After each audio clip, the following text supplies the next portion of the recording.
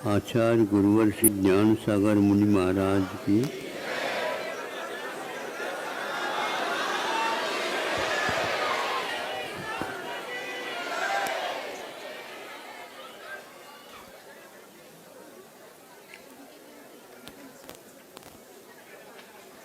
भिन्न भिन्न वस्तुओं के संयोग से अनेक ऐसी वस्तुएं हैं जिनमें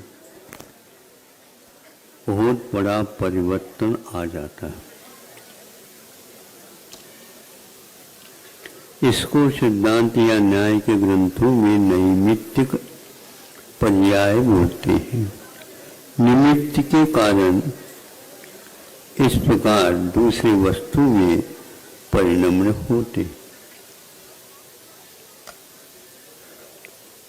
एक छोटा सा लेख पढ़ा था, उसमें लिखा हुआ था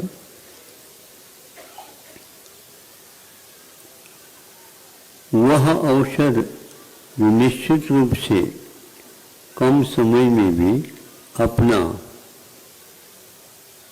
प्रभाव दिखाएगा, लेकिन ये ध्यान रखें बाजार में इस प्रकार के औषध उपलब्ध नहीं होते, क्योंकि बाजार वाले इस प्रकार के औषध निर्माण करने के लिए चले जाएं, उनको घाटा लगता है, क्योंकि वह सेवा की अपेक्षा से बाजार में औषध की दुकान खुली नहीं, किंतु व्यवसाय की अपेक्षा से खुले हैं। तो ऐसी स्थिति में वह दवाई ले आना, उस नाम से तो कई मिल सकते हैं, लेकिन उसकी सही पहचान क्या है तो बताया इसको चंद्रमा की छाव में रख करके बनाया गया। सूर्य का भी छाव होता है क्या? सूर्य का भी छाव होता है, वो आतप के रूप में होता है, प्रभाव है उसका। तो ऐसा कहा तो चंद्रमा की चांदनी में रख करके इसको सुखाना पड़ेगा। गीला है और वो सूख जाए तो वह कृष्ण पक्ष में तो कार्य होगा ही नहीं, शुक्ल पक्ष में होगा। लगातार ये कार्य रखेंगे, अवश्य इसका परिणाम निकलेगा। छाया चाहिए। आप लोग भगवान से भी प्रार्थना करते हैं, भगवान आपकी छत्र छाओं में हम रह जाएं।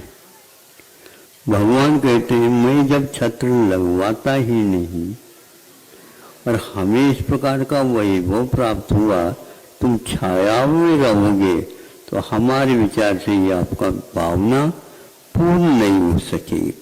महाराज आपका आशीर्वाद रहेगा, आपकी छात्र छाव में तो सब कुछ हो जाता है। सब कुछ क्या होता है बताओ? छत्र यदि हमारी छाव में पड़ रहा है तो वहां सोने का हो जाए, हो तो सकता है महाराज, हो भी जाए, लेकिन उस औषध में यदि चांदनी की छाव नहीं मिलती है तो वो काम में नहीं आएगी। इसको पढ़ करके हमें ऐसा लगा हर पदार्थ में ऐसा होता है क्या? नहीं। बच्चे खेल कूदते हैं या बूढ़ों के साथ भी हर त्योहार लागू होता है, कजली कजली बोलते हैं। हाँ, उसमें क्या रहता है, गेहूं के बोते हैं गेहूं को, और उसमें जो कुछ भी पानी आदि मिट्टी वगैरह रहते हैं उसको चुबो चुबो करके रखते हैं, तो 2-3 दिन के उपरांत अंकुरित हो जाते हैं, और इतनी अवधि में वो कम से कम 4-5 इंच या 5-6 इंच इस प्रकार के ऊंचे आ जाते हैं। अंतिम दिन में उनको खा लेते हैं बच्चे, तो यहाँ पर उसको किरीट की भांति पहन लेते हैं और कुछ आप लोग करते हैं। आपने उसके बारे में कुछ परीक्षा की है? 8-10 दिन के लिए उनको बोया गया, प्रतिदिन उसके लिए पानी पर्याप्त में देते रहे, मिट्टी भी बहुत कोमल अच्छी थी, और उसको छाव में ही तैयार किया गया, आपके सामने सामने बोया और आपके सामने सामने ही वह कजली आपका आकर के सामने खड़ी। मैं पूछना चाहता हूँ, उस कजली के जो पौधे के रंग कौन सा है? जल्दी सोच करके बोलिए। हरा होता है।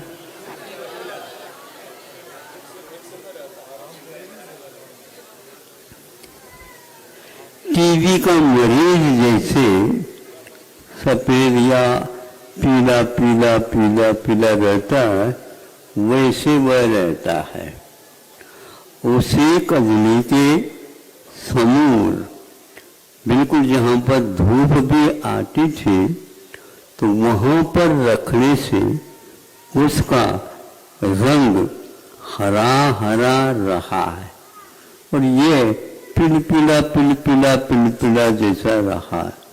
इसमें यदि छाया का प्रभाव है तो ये बहुत पुष्ट होना चाहिए था। हमारा दिमाग कहने लगा ये छाया के कारण ऐसो आराम की ओर ये चित्त जला जाता है। नहीं समझे? वैसे सूर्य को देखो, सबसे ज्यादा शक्ति उसके माध्यम से प्राप्त होती। सूर्य के उदय के होने से पूर्व से ही रोगी को भी एक प्रकार से प्रशस्तता का अनुभव होने लग जाता है, और उस श्वास इत्यादि गति में उसको अच्छा अच्छा लगने लग जाता। जैसे जैसे वह दिन में आएगा तो अलग प्रकार का ही उसका ये रहता है, और पसीना आने का भी लगभग यही क्रम रहता है। जैसे जैसे सूर्य तेज होगा, प्रताप उसका बढ़ेगा और वह ऊपर की ओर आएगा। जब सूर्य की छाया आपके ऊपर पड़ेगी, उस समय योग का अध्ययन हो जाता है। इसलिए 12 बजे सामायिक के लिए कहा है। आप लोग भी करते होंगे, किंतु निद्रा देवी की कृपा आपके ऊपर उस समय ज्यादा होती। 12 बजे तो वो भी नहीं, क्योंकि उस समय हमें अप्रमत्त रहना आवश्यक है। तो उस समय ये पसीना आ जाता है, सीना हल्का हो जाता है और आपके पास तराई आ जाती। स्वेद जिसको बोलते हैं, उसके निकलने से बहुत बड़े काम हो जाते हैं। सूर्य के पास ऐसी क्षमता विद्यमान है, वह बीज को भी एक प्रकार से पुष्ट बना करके वह आपके साथ प्रस्तुत करता है। तो उसमें कोई भी जीव जंतु कुछ अवधि तक उत्पन्न नहीं होते, और उसका आटा अमर्यादित नहीं होता। किंतु ये ध्यान रखना, उसका यह परिणाम क्यों निकला ऐसा? इसलिए निकला कि ताप आवश्यक है। ताप आवश्यक है।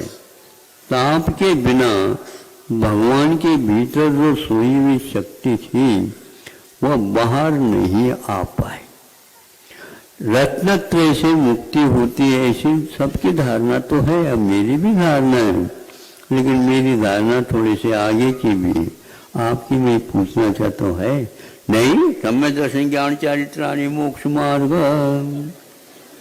हमें बोलते हैं, नहीं समझे? बिल्कुल तत्वार्थ तो होना चाहिए, तत्व तो होना चाहिए, सिद्धांत तो होना चाहिए, ज्ञान भी होना चाहिए, आचरण भी होना चाहिए। स्त्रीन के द्वारा सब हो जाएगा? नहीं, जब तक तप की आराधना नहीं होगी, अब कितने भी कर लो, वह आनंद आएगा ही नहीं।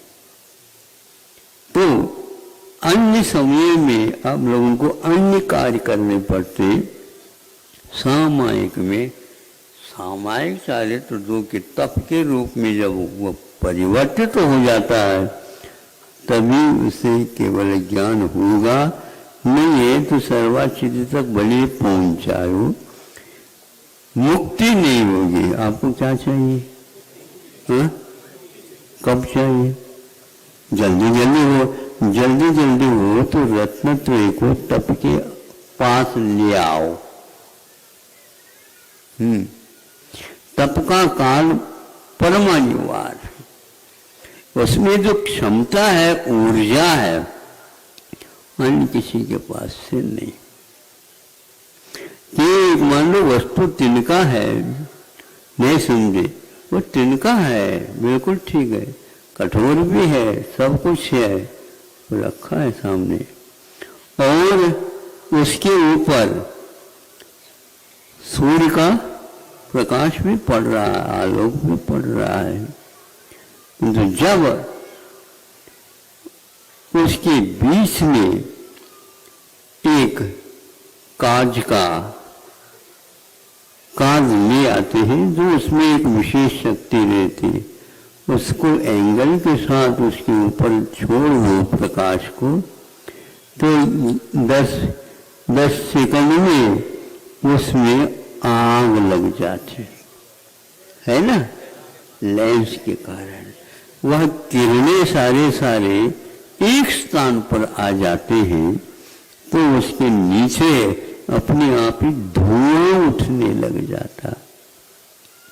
वैसे सूर्य प्रकाश से धुआं नहीं उठ सकता। इसी प्रकार रत्नत्रय के पास रह लो तो अपने भीतर ध्यान की धुआं उठेगी नहीं। इसलिए छत छाव की बात अब बंद कर। हमें तो आपकी छाव में रहना, हमारी छाया हो तो रहोगे। हम चारों तरफ से जो तपेंगे, आपको भी तपना पड़ेगा ही। जब सिद्धांत को मंजूर है, रत्नत्रय तप के साथ योग होता है, तो सारे कर्मों को नष्ट करता है। इसलिए रत्नत्रय धारण करके फिर बाद में उसको उस ओर ले जाओ। ऐसे उदाहरण हमारे पास बहुत सारे हैं, लेकिन इतना एक ही पर्याप्त है। बहुत सारी दवाई लेने से भी गड़बड़ होता है। हाँ, उसके मिक्सचर नहीं होना चाहिए। उसका एक प्रकार से आवश्यक है कि मिला, नहीं तो रत्नत्रय के साथ तप आ जाता है तो यह होता है। हाथ में रोटी बनती है, तवा में नहीं बनती, तवा में सेका जाता है ना।